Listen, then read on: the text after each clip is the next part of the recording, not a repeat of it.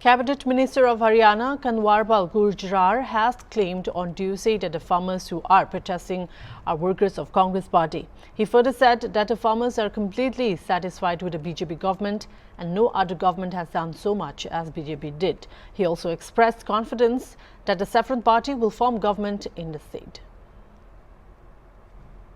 पूरी तरीके से बीजेपी से सेटिस्फाई है और बीजेपी ने जो किसानों के लिए किया आज तक कोई किसी पार्टी ने नहीं किया। चाहे आप एमएसपी की बात देख लो, मैं दावे के साथ कह रहा कि कांग्रेस के इतने लंबे 10 साल का उनका राज था हरियाणा में, उनका भी देख लो कि उस टाइम में सरकार ने क्या एमएसपी बढ़ाया था और हमारी सरकार 10 साल है, हमने एमएसपी कितना बढ़ाया। उन्होंने कितनी फसलें खरीदी, हमने कितनी फसलें खरीदी। हमने किसान के लिए कितना कर्ज माफ कराया, उन्होंने कितना कर्ज माफ किया।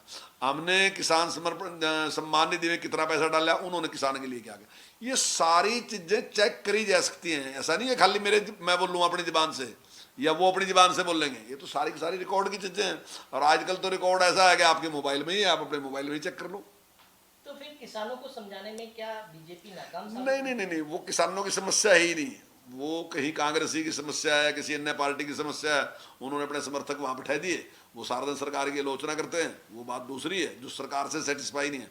लेकिन किसान सरकार से सेटिस्फाई है। निश्चित तौर से देखिए, सरकार पहले से भी निर्णय लेते हैं जी और अब भी सरकार इस प्रकार से निर्णय ले रही है जो समाज के कल्याण के लिए सरकार बनती है, तो समाज के कल्याण के निर्णय लेंगे। अभी हमें सरकार ने जो प्लाट थे 9000 प्लाट जो हैं वो उनका कब्जा, उनकी रजिस्ट्री सारी की सारी सरकार ने दी। अभी काफ़ी बड़ी संख्या में लोगों को 1 लाख रुपए दिए ताकि वो अपने प्लाट खरीद सकें। तो ऐसी बहुत सी योजनाएं हैं, पेंशन है और योजनाएं हैं जो सरकार ने दी। देखिए, सारी पार्टियां इकट्ठी थी, उसके बावजूद भी ये 5 ही सीटें जीत सके। 5 सीटें फिर भी हम ही जीतते हैं। हमारा वोट परसेंटेज भी कांग्रेस से कम नहीं है, तो हमें अच्छी सफलता उसमें मिली है।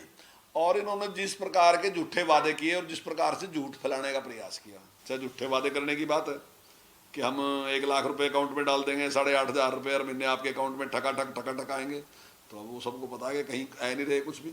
तो वो सारे झूठे वादे जो इन्होंने किए, जिस प्रकार से झूठ बकाने का प्रयास इन्होंने किया, तो ठीक है, उस पर कुछ परसेंट वोट इन्हें मिले होंगे। लेकिन आने वाले टाइम में निश्चित तौर से ना तो गठबंधन होगा और ना ही वो झूठ होगा। वो झूठ पे भी लोग नाराज होंगे।